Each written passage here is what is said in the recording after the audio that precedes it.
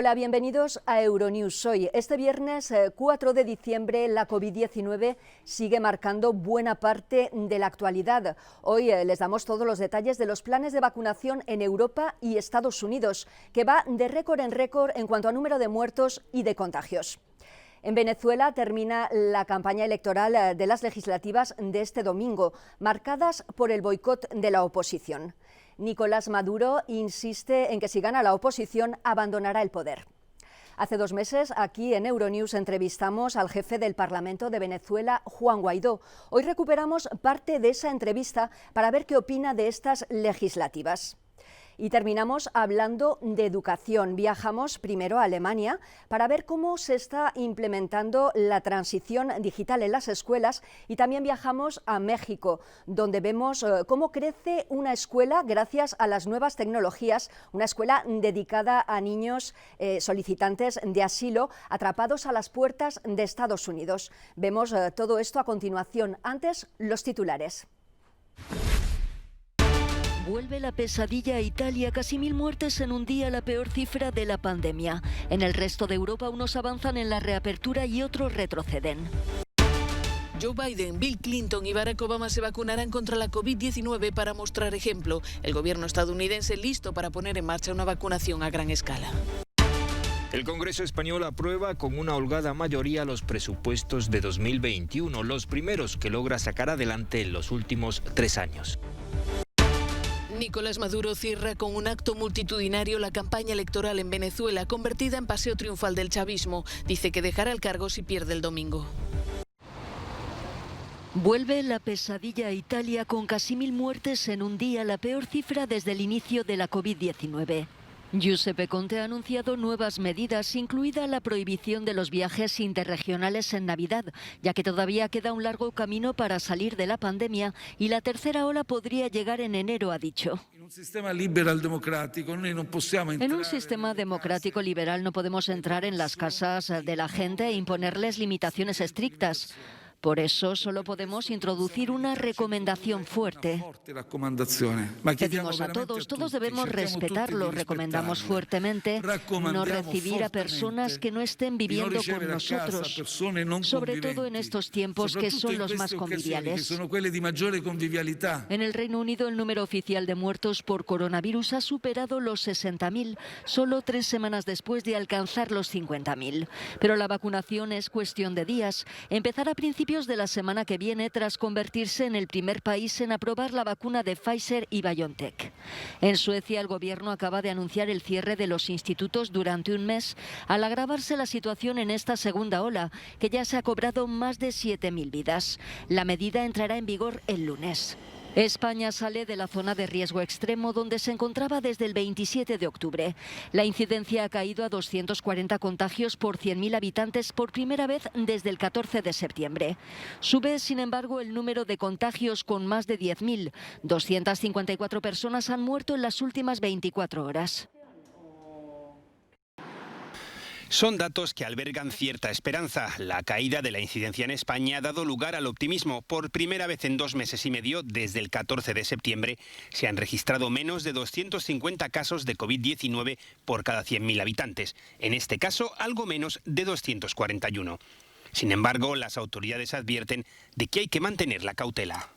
La evolución de la epidemia es descendente. Estamos en un periodo claro de descenso y llevamos ya varias semanas, casi 4 semanas de descenso continuado, pero 240 casos por 100.000 sigue siendo un dato muy importante. Sigue siendo una incidencia mucho más alta de la que nos interesa tener. De hecho, la situación en nuestro territorio seguiría siendo esta. Espero que se pueda ver que prácticamente todo el territorio español sigue estando en un umbral de riesgo o muy alto, ese rojo oscuro, o alto, el rojo un poquito más claro.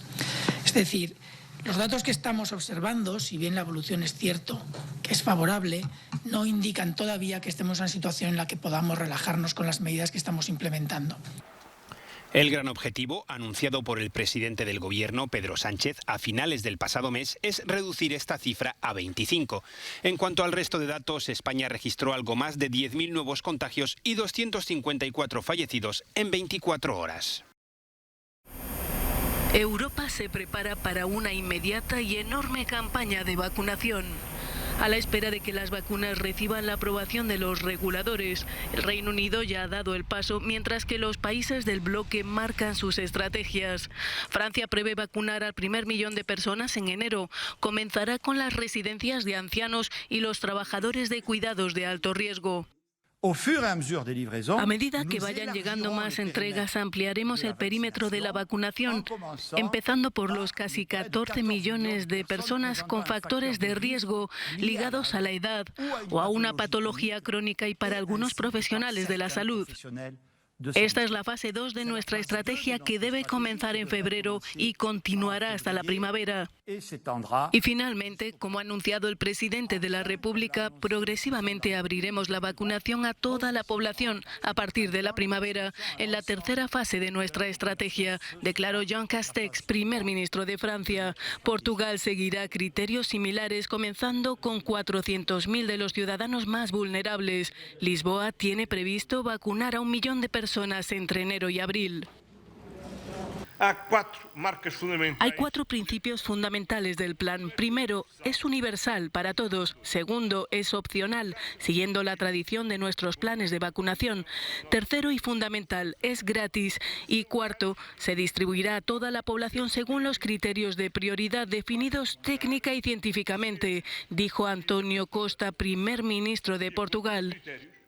De prioridad que son técnica y científicamente definidos. Expertos de la ONU denunciaron que algunos países tratan de monopolizar las vacunas, a pesar de que la OMS ha advertido que nadie estará a salvo hasta que todos lo estén. Las vacunas pueden estar disponibles en las próximas semanas y meses, pero no nos engañemos, una vacuna no puede reparar el daño que se extenderá a lo largo de los años, incluso décadas por venir. Antonio Guterres exigió que las vacunas sean declaradas bien público global y que se distribuyan en todo el mundo. Joe Biden dice estar dispuesto a vacunarse en público y en televisión contra la COVID-19 para dar ejemplo. Esta apuesta decidida por la vacuna del próximo presidente de Estados Unidos se produce en un momento en el que el país acaba de registrar en solo 24 horas más de 2.900 muertos y más de 200.000 nuevos contagios, lo que supone en ambos casos récords absolutos. El vicepresidente Mike Pence ha anunciado que el gobierno ya ha organizado todo con FedEx y otras grandes compañías para que sea posible distribuir y empezar a poner las primeras vacunas a los estadounidenses solo 24 horas después de que éstas sean aprobadas. Es algo increíble, asegura. La urgencia de la situación y la gravedad de la crisis están acelerando las decisiones en Estados Unidos, al igual que en Europa. Según el inmunólogo Anthony Fauci, la figura más conocida de la célula de crisis de la Casa Blanca, las vacunas de Pfizer y Moderna serán aprobadas en cuestión de días.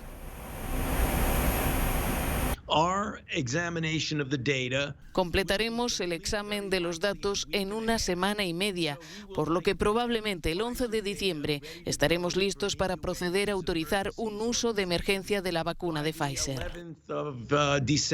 La de Moderna estará lista probablemente el 18 de diciembre. No lo vemos como una carrera. Los productos están ahí, las pruebas se hicieron y los datos son muy buenos, asegura.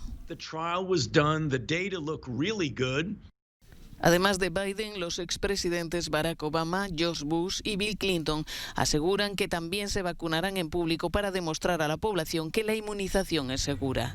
En los hospitales estadounidenses ya hay ingresadas por COVID-19 más de 100.000 personas. El país ha superado los 276.000 muertos por la pandemia. California ha presentado un plan para volver a endurecer las restricciones a la movilidad y a la actividad económica ante el aumento de contagios.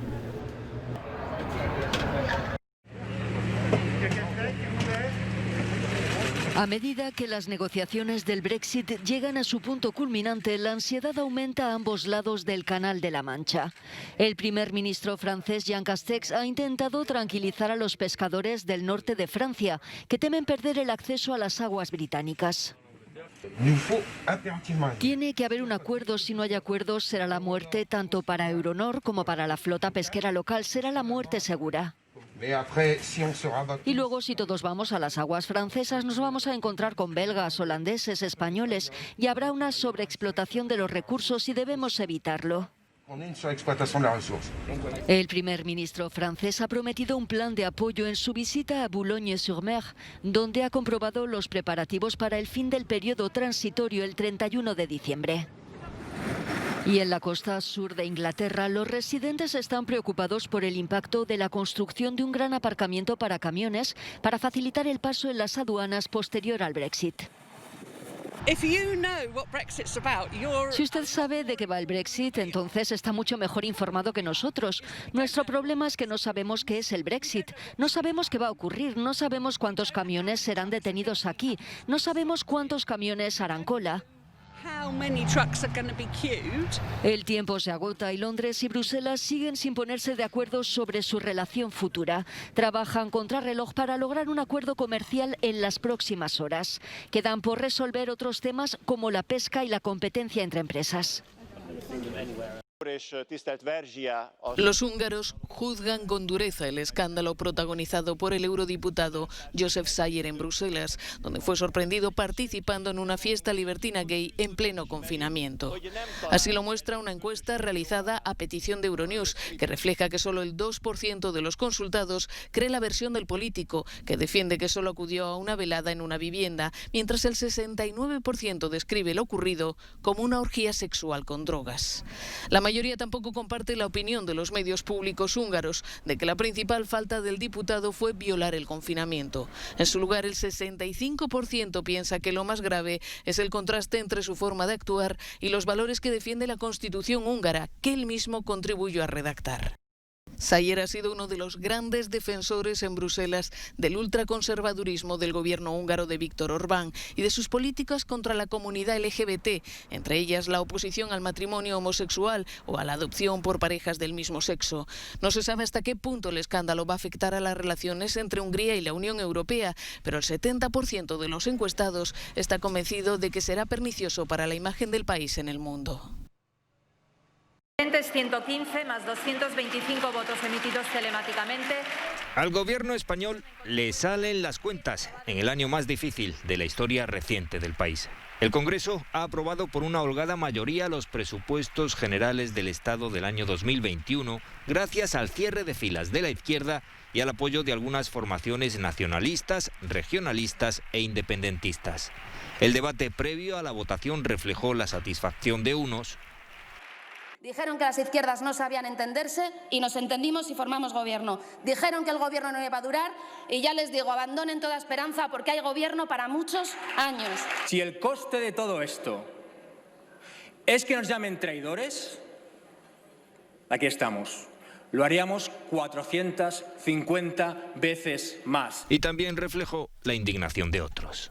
¿Alguien se cree que Otegi va a votar que sí a unos presupuestos buenos para España y que Ciudadanos va a votar que no?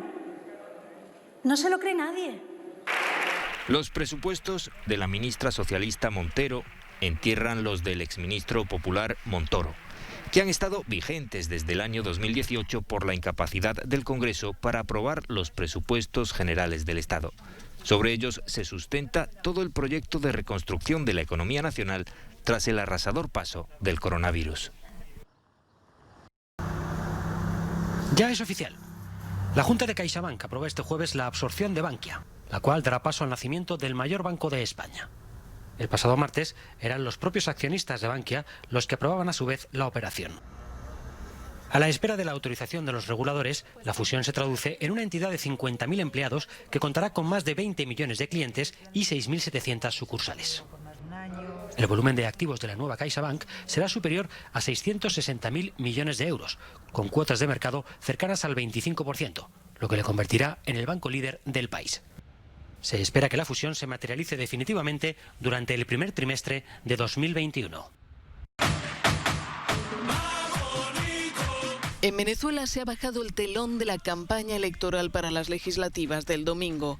Una campaña que se ha convertido en un paseo triunfal para el chavismo, seguro de su victoria debido al boicot de los comicios por el grueso de los líderes de la oposición y al control por el oficialismo de todos los resortes electorales.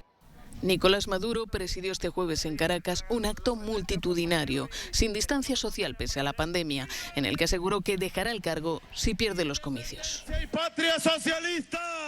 Oposición que te vas a la calle a atacarme, a mentir y a decir tanta bolsería, acepto tu reto. Vamos entonces el domingo a un plebiscito. Si ustedes ganan, yo me voy de la presidencia. El ente electoral ha sido nombrado por el Tribunal Supremo afín a Maduro, que también ha intervenido los partidos de la oposición e impuesto nuevos líderes, ya que los grandes nombres de la oposición venezolana, empezando por Juan Guaidó, no tomarán parte en estas elecciones que consideran un fraude. Solo algunos partidos sin mucha trayectoria, como el del pastor evangélico Javier Bertucci, han aceptado el reto. Así las cosas, el chavismo tiene todas las bazas para hacerse con el último poder del Estado que escapaba a su control, la Asamblea Nacional, algo que colocará en una situación peligrosa a Guaidó, líder del Parlamento y reconocido como presidente interino por medio centenar de países. Estados Unidos considera que estas elecciones no son ni libres ni justas. La Unión Europea ha pedido sin éxito que sean pospuestas. En cuanto a la Organización de Estados Americanos, ha acusado a la Corte Penal Internacional de ser responsable por su inacción de la impunidad con la que actúa el gobierno de Maduro. Buenas tardes, señor Guaidó. Bienvenido a Euronews. La situación de la oposición es delicada de cara a la cita electoral del 6 de diciembre, que usted califica de farsa. Usted llama al boicot respaldado por 27 partidos, pero otros opositores como Enrique Capriles e Iván Stalin González llaman a participar. Sea como sea, parece que Nicolás Maduro tiene todas las de ganar. ¿Qué propone usted para evitar que la oposición pierda el control de la Asamblea? Sí, bueno, primero gracias por la pregunta. Te quiero comentar que el proceso que convocó la dictadura de cara al 6 de diciembre, hoy diplomática, internacionalmente, pero también políticamente en Venezuela, está derrotado. Está siendo desconocido por la Unión Europea, también por la Organización de Estados Americanos y por hoy ya 37 partidos, de 27 a 37, que es la totalidad de los partidos que hacemos bien la alternativa democrática en Venezuela. La pretensión de la dictadura es usurpar el poder legislativo, como lo intentó a través de una Asamblea Nacional Constituyente. El nuestro es lograr una solución política al conflicto que vive Venezuela. Y precisamente estamos hablando de 5 condiciones esenciales para convertir un proceso electoral en una solución política. Y son elementales. El derecho a elegir y ser elegido. Por ejemplo, ni siquiera yo pudiera ser candidato en ese proceso por inhabilitación, pero también más de 300 presos políticos en este momento. Un árbitro confiable, designado por como dice nuestra Constitución, a través de la Asamblea Nacional. El tercer elemento importante es el cronograma. El conflicto en Venezuela es la usurpación de funciones de Maduro desde 2018. La elección presidencial es la alternativa para una solución a la crisis en Venezuela a nivel político y generar confianza en nuestro país para solventar la emergencia humanitaria, entre otras. La crisis de combustible, de energía eléctrica, entre otras cosas. El cuarto es la observación internacional y lo quinto es devolver los partidos a sus legítimos dirigentes. Algo tan sencillo como eso. Hoy están ilegalizados y secuestrados. Es la opción de todos no convalidar ese fraude de la dictadura y luchar por esas condiciones que te acabo de narrar. Señor Guaidó, pero según recientes encuestas, menos incluso de un tercio de los venezolanos creen que el boicot que usted plantea puede ser una solución. Evidentemente no participar es parte de la solución, como lo es la presión internacional, como lo es la movilización, la protesta, la alternativa del gobierno de emergencia nacional, entre otros. Es decir, esto es una estrategia de luchar en contra de una dictadura que hoy está señalada por crímenes de lesa humanidad, que hoy está señalada por torturar, asesinar y perseguir, que además tiene vinculación con el narcotráfico y el terrorismo y una recompensa por $15 millones del mismo Maduro. Esto es parte de la alternativa. Haciendo referencia a los estudios de opinión, según uno de los más connotados, apenas el 10% de la población quisiera participar en un fraude. Ahora, son elecciones presidenciales, parlamentarias, con condiciones, ese número sería sin duda la mayoría del país. Estamos en clase de matemáticas en el Instituto Otto Nagel del barrio berlinés de Biesdorf. Como ya es costumbre aquí, la clase comienza con los ordenadores portátiles abiertos y los ojos puestos en la pizarra digital. El establecimiento comenzó la transición digital hace más de 10 años. Ahora todos los alumnos tienen un MacBook y la Wi-Fi funciona en todo el instituto. Así que cuando llegó la pandemia, adaptarse fue un juego de niños. El profesor de matemáticas, Tristan Deur, dice que el centro está bien equipado para las clases híbridas, donde la mitad de los alumnos están en sus casas. Ya hemos tenido que pasar a clases híbridas un par de días y funcionó. También compramos cámaras exentas para instalar en las aulas con un micrófono. Así podemos dar la lección con cierta normalidad y después se transmiten en directo a las casas. El alumnado puede participar activamente en la clase desde casa y hacer preguntas. Pero la transición de la tiza al digital de este centro no es para nada la norma en Alemania, es una excepción. Según un sondeo encargado por la Asociación de Educación, solo el 42% de las escuelas en Alemania estarían preparadas para impartir clases híbridas. El más reciente International Computer and Information Literacy Study ha revelado que solo una cuarta parte de las escuelas tienen una Wi-Fi funcionando plenamente. Y no es una cuestión de dinero. En 2019 el gobierno alemán asignó un paquete digital para las escuelas de 5.000 millones de euros y en septiembre de este año se aprobó una asignación de 6.500 millones de euros para equipar a profesores y alumnos desaventajados con dispositivos y para la formación de administradores informáticos. Según Heinz-Peter Meindinger, el sistema federal que transfiere las competencias en educación a las regiones está lastrando el progreso. No entiendo por qué lleva tanto tiempo transferir el dinero. Creo que debemos apurarnos. Pero incluso si lo conseguimos, todavía nos llevará 6 meses que todas las escuelas reciban el dinero.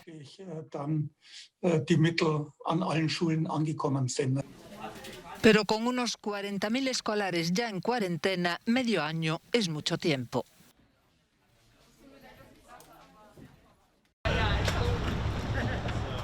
Estamos en Matamoros, México, ciudad fronteriza con Brownsville, en Texas. Aquí miles de centroamericanos permanecen atrapados con su vida en un limbo a la espera de que se tramiten sus solicitudes de asilo. Entre ellos hay muchos niños. Para permitirles seguir con su escolaridad nació The Sidewalk School, una escuela que no para de crecer según cuenta su fundadora.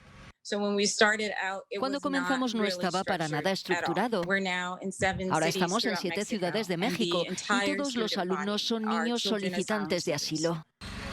En estos momentos hay clases presenciales, pero sobre todo virtuales.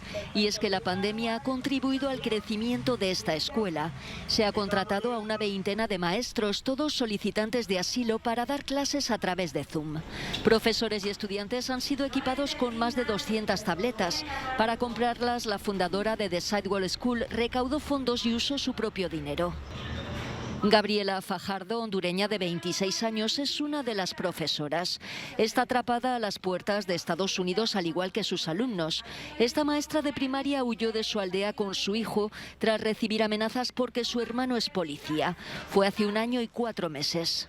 Se quedan los niños sin saber muchas cosas que tienen que saber. Entonces, eso me llena a mí de inspiración, a darle mis pocos conocimientos al niño que no sabe nada. Sí, hay que hablar en inglés, a nadie le va a entender su español, solo su mamá. Entonces por eso yo les estoy compartiendo un poquito de lo que yo sé.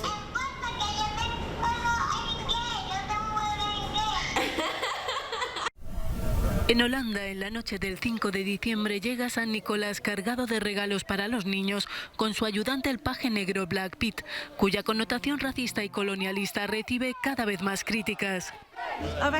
Estamos aquí porque creemos que Black Pete es un símbolo racista. Queremos que cambie y que sea una fiesta para todos. Pero también hay quienes defienden la autenticidad de Black Pete. Esta fiesta infantil existe desde hace siglos, es una tradición holandesa y queremos mantenerla, dice este otro holandés. Una de las figuras clave en las protestas contra Black Pete es Aguasi, un famoso rapero, actor y poeta holandés. Los Pedritos Negros o Black Pete son inferiores al Gran San Nicolás o Sinterklaas. Tienen caras negras y buenas intenciones, pero es una pieza de museo, es parte del pasado, no de hoy. La ciudad de Ámsterdam pidió a un experto en la figura de San Nicolás ideas para actualizar esta fiesta infantil. Su razonamiento fue sencillo. En Ámsterdam hay unos 150.000 niños. Solo un 40% de los niños son como yo, blancos, caucásicos. Si ahora Sinterklaas es una fiesta para todos y a la gente le molesta la presencia de Zwarte Piet, pues deberíamos cambiarlo. No se trata solo de la pintura negra, sino también de los labios rojos y el cabello rizado. Se trata realmente de estereotipos. La gente no tiene idea de lo ofensivo que es, o lo ven como una tradición que debe permanecer como está. Para acabar con los estereotipos, Pam Evenhughes reescribió la historia y se le ocurrió que Pete entrara por la chimenea. Se convirtió en un éxito y su idea fue adoptada por muchos. No olviden que en 2014 más del 90% de la población holandesa no quería cambiar a Black Pete. Hoy en día, especialmente gracias a la influencia de Black Lives Matter, estoy seguro de que en los próximos 5 o 10 años la figura de San Nicolás estará a salvo y que a todos les encantará la adaptación del personaje Pete Chimenea, o simplemente lo llamaremos Pete. Tras muchos siglos de caras pintadas de negro, los holandeses se despiden de los pedritos negros y sus connotaciones esclavistas. Este año, debido a la pandemia, se ha suspendido la cabalgata de San Nicolás. Finaliza aquí este recorrido por la actualidad de Europa y del mundo en Euronews Hoy. Gracias por su compañía. Les dejamos ahora con el No Comment del día. Volvemos el lunes. Les deseamos un feliz fin de semana.